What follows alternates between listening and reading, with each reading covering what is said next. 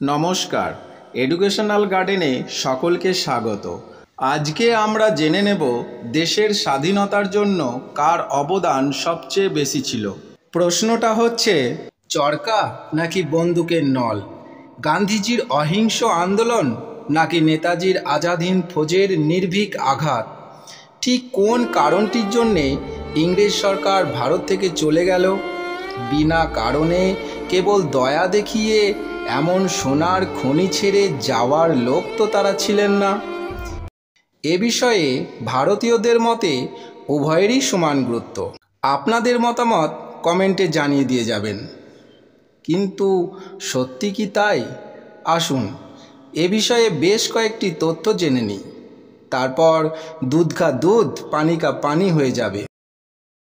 তৎকালীন ইংল্যান্ডের প্রধানমন্ত্রী ক্লিমেন্ট এটলি, যিনি ভারত ছেড়ে যাবার সিদ্ধান্ত নিয়েছিলেন এবং সেই অর্ডারে সই করেছিলেন, ভারত ত্যাগ করার আসল কারণ তার থেকে আর কেউ কি ভালো জানে না। শুনুন তাহলে। ভারত স্বাধীন হওয়ার 9 বছর পর 1956 সালে ক্লিমেন্ট এটলি ভারত সফরে এসেছিলেন। ওই সফরকালে 2 দিনের জন্য কলকাতার রাজভবনে থেকেছিলেন। তখন বাংলার ভারপ্রাপ্ত রাজ্যপাল ছিলেন ফণীভূষণ চক্রবর্তী। সুযোগ পেয়ে কথার ছলে ফণীভূষণ চক্রবর্তী মহাশয় ক্লিমেন্ট এটলিকে জিজ্ঞাসা করলেন, আচ্ছা মিস্টার এটলি, গান্ধীজির ভারত ছাড়ো আন্দোলন তো 1944 সালে ব্যর্থ হয়ে গেছিল, তাহলে কিসের জন্য 1947 সালে আপনারা ভারত ছেড়ে চলে গেলেন? উত্তরে এটলি বলেছিলেন, সুভাষচন্দ্র বোস। দেখুন ইন্ডিয়া টুডে পত্রিকায় প্রকাশিত সেই রিপোর্ট। আজাদ হিন্দ বাহিনী হেরে গেলেও ভারতীয় সেনাদের মনে ইংরেজদের প্রতি যে রাজভক্তি ছিল তার ভিত সুভাষচন্দ্র বোসের জন্য দুর্বল হয়ে গিয়েছিল। আর ভারতীয় সেনা দিয়েই তো আমরা ভারত শাসন করতাম, কাজেই আমাদের চলে যাওয়া ছাড়া আর কোনো উপায় ছিল না। এটলি সাহেবের এই কথাটা একেবারে মনের কথা, কারণ যারাই নেতাজির সততা, সাহস এবং ব্যক্তিত্বের সংস্পর্শে একবার এসেছিলেন তাদেরই মনে জেগে উঠেছিল গভীর দেশপ্রেম।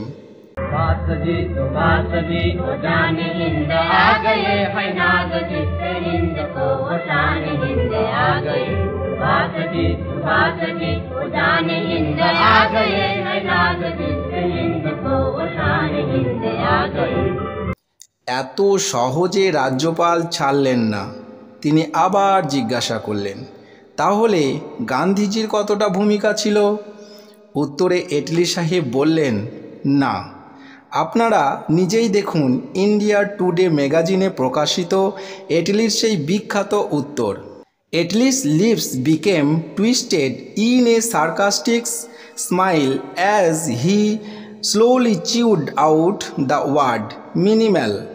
অর্থাৎ ঠোঁট বেঁকিয়ে ব্যঙ্গের সুরে চিবিয়ে চিবিয়ে এটলি বলেছিলেন, একেবারে নগণ্য। এইসব তথ্য হয়তো কোনো দিন জানাই যেত না, কিন্তু সম্প্রতি ভারতীয় সেনা প্রাক্তন মেজর জেনারেল জি.ডি. বক্সি বহু গবেষণা করে এই সমস্ত তথ্য উদ্ঘাটিত করেছেন। তার বই বোস অ্যান্ড ইন্ডিয়ান সামুরাইতে এই সব তথ্য লিপিবদ্ধ করেছেন। সেই দিন এটলি সাহেব রাজ্যপালের কাছে আর বেশি কিছু ব্যাখ্যা করেননি। এখন আমাদের মনে প্রশ্ন হতে পারে, এর থেকেই কি আমরা ধরে নেব ভারতের স্বাধীনতার জন্য নেতাজির অবদান সর্বাধিক? আপনাদের মনে এই প্রশ্নও হতে পারে। ভারত স্বাধীন হয়েছিল 1947 সালে। তার কয়েক বছর আগেই নেতাজির আজাদ হিন্দ ফৌজ তার লক্ষ্য পূরণে ব্যর্থ হয়। নেতাজি দেশ ত্যাগ করেন। তাহলে কি করে নেতাজির অবদান সর্বাধিক হতে পারে? দেখুন, নেতাজির আজাদ হিন্দ বাহিনী লক্ষ্য পূরণে ব্যর্থ হলেও তিনি ভারতীয় সেনাদের অন্তরে নির্ভীক লড়াই, আত্মত্যাগ ও স্বাধীনতা ছিনিয়ে নেবার যে বীজ মন্ত্র ঢুকিয়ে দিয়ে গিয়েছিলেন তা সমগ্র ভারতবর্ষে দাবানলের মতো ছড়িয়ে পড়েছিল। ব্রিটিশরা ভারত শাসন করত ভারতীয় সৈন্য আর পুলিশ দিয়ে। একথা এটলি নিজের মুখে বলেছিলেন। নেতাজির বীরত্ব আর গভীর দেশপ্রেম সমগ্র ভারতবাসীর হৃদয় ছুঁয়ে যায়। 1946 সালে ব্রিটিশ গোয়েন্দা বিভাগের গোপন রিপোর্টে জানানো হয়েছিল যে ভারতীয় সৈন্যদের প্রতি আর বেশি বিশ্বাস করা উচিত হচ্ছে না। এদিকে লালকেল্লায় বন্দি হাজার হাজার আজাদ হিন্দ ফৌজের সৈন্যদের উপর চলছিল বর্বর অত্যাচার। সেই সমস্ত খবর যত বাইরে আসছিল, ভারতীয় সেনাদের মধ্যে ক্ষোভের আগুন তত বাড়ছিল।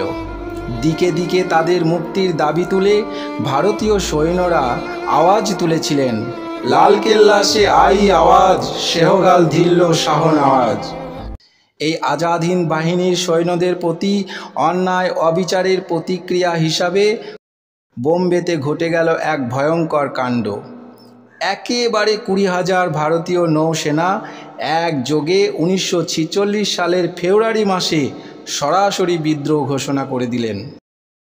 বোম্বে বন্দরে 74টি জাহাজ থেকে ব্রিটিশ পতাকা নামিয়ে ভারতীয় পতাকা তুলে দেন। তারা স্পষ্ট জানিয়ে দিলেন, এখন থেকে আমরা আর ব্রিটিশ আদেশ শুনব না। নেতাজি দেশ ত্যাগ করলেও তিনি যে দেশের মানুষের হৃদয়ে গেঁথে আছেন তা বোঝা গেল যখন সেই 20,000 নৌসেনা নেতাজির ছবি মাথায় করে নিয়ে সারা বোম্বে শহর মিছিল করে দাপিয়ে বেড়ালেন। শুধু তাই নয়, রাস্তায় কোনো ইংরেজ দেখলে তাদের জোর করে জয় হিন্দ স্লোগান দিতে বাধ্য করেছিলেন। এই কথা ইন্ডিয়া টুডে পত্রিকায় প্রকাশিত হয়। দেখুন সেই report. They went around Mumbai with protest of Netaji and forced the British to shout Jai Hind and other INA slogans. অবস্থা একেবারে ইংরেজদের হাতের বাইরে চলে যাচ্ছিল। মাত্র 4 দিনের মাথায় বায়ুসেনার ভারতীয়রা এই বিদ্রোহে যোগ দেন। শুধু কি তাই, 6ষ্ঠ দিনে খবর এলো জব্বলপুরের সেনা ছাউনি সৈন্যরাও বিদ্রোহ শুরু করেছে। দেখুন ইন্ডিয়া টুডে পত্রিকায় প্রকাশিত সেই রিপোর্ট।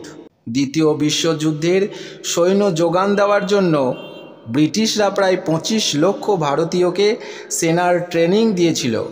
এদের মধ্যেও বিদ্রোহের আগুন ছড়িয়ে পড়েছিল। দেখুন ইন্ডিয়া টুডে পত্রিকায় প্রকাশিত সেই report. The British were terrified. এই প্রথম ব্রিটিশ সরকার আতঙ্কিত হয়ে পড়ল আর অনুমান করতে পারল এদের দমাতে গেলে নিজেদের অস্তিত্ব হারিয়ে যাবে। তাই সময় বিলম্ব না করে এই ক্লিমেন্ট এটলি ঘোষণা করে দেন, 1948 সালের জুন মাসের মধ্যে আমরা ভারতবর্ষকে স্বাধীনতা দিয়ে দেব। কিন্তু ভারতকে 1948 সাল পর্যন্ত অপেক্ষা করতে হয়নি, তার 1 বছর আগেই স্বাধীনতার স্বাদ পেয়ে যায়। এটলি সাহেবের কথা তো শুনলেন, এবার শুনুন ভারতীয় সংবিধানের জনক BR আম্বেদকরের কথা। 1955 সালে BBCতে এক ইন্টারভিউতে তিনি বলেছিলেন, Clement Attlee's sudden decision to give India independent come about more due to Netaji Subhas Chandra Bose than due to Gandhi. একেবারে এটলি সাহেবের প্রতিধ্বনি, গান্ধী নন। নেতাজির জন্যই ইংরেজরা হঠাৎ ভারতকে স্বাধীনতা দিয়েছিল। নেতাজি সশরীরে না থেকেও প্রত্যেক ভারতীয় সেনার অন্তরে তিনি বিরাজ করছিলেন। সৈন্যদের হৃদয়ে যে দেশপ্রেমের বীজ নেতাজি বপন করেছিলেন, যে আত্মবিশ্বাসের জন্ম দিয়েছিলেন, তার উত্তর ইংরেজদের কাছে ছিল না। আর সেই কথাই দেশ ত্যাগ করার 9 বছর পরে তৎকালীন ব্রিটিশ প্রধানমন্ত্রী ক্লিমেন্ট এটলি নিজের মুখে স্বীকার করলেন। অবশ্য স্বাধীনতার পর থেকে পাখি পড়ার মতো শিখিয়ে চলেছে কিভাবে অহিংস আন্দোলনের তেজ সহ্য করতে না পেরে ইংরেজরা মাথা নত করে দেশ ত্যাগ করল। সাধে কি বলেছে, কিতনে ঝুলে থে ফাঁসি পর, কিতনों ने गोली खाए थी, क्यों झूठ बोलते हो साहब, कि चरखेते आज़ादी आई थी। বন্ধুরা, ভিডিওটি ভালো লাগলে লাইক করবেন, বন্ধুদের মধ্যে শেয়ার করবেন আর আপনার গুরুত্বপূর্ণ মতামত কমেন্টে জানিয়ে যাবেন। আজকে এখানেই শেষ করছি, দেখা হচ্ছে পরবর্তী একটি নতুন ভিডিওতে। জয় হিন্দ, বন্দে মাতরম।